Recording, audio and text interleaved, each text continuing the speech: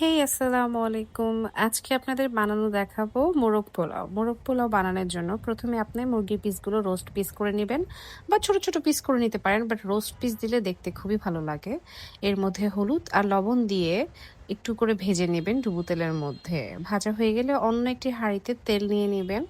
পেঁয়াজ দিবেন, একটু বেশি করে দিবেন পেঁয়াজ। পেঁয়াজ দিয়ে পেঁয়াজটাকে একটু লাল, লাল হয়ে গেলে রসুন বাটা, আদা বাটা দিয়ে অনেকক্ষণ স্ক্রাম্বল করে নিবেন। এরপর দিয়ে দিবেন রাঁধুনি রোস্টের মসলা আর হলো রাঁধুনি তেহারির মসলা। এই দুটো একসাথে মিক্সড করে দিলে ট্রাস্ট মি অনেক মজা হয় বিরিয়ানিটা। এরপর দুধ দিয়ে দিবেন, পরিমাণ মতো লবণ দিবেন, লবণ দিয়ে রোস্টগুলো দিয়ে দিবেন। রোস্ট দেওয়া হয়ে গেলে ভালো করে স্ক্রাম্বল করে একটু ভাজা ভাজা করে নেবেন। এরপর সব ধরনের গরম মশলাগুলো দিয়ে দিবেন, যেমন এলাচি, দারচিনি, তেজপাতা দিয়ে আর একটু স্ক্রাম্বল করে নেবেন।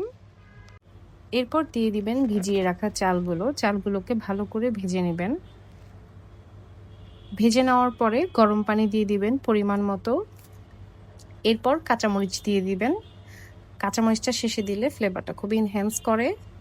এই রেডি হয়ে গেল মোরগ পোলাও।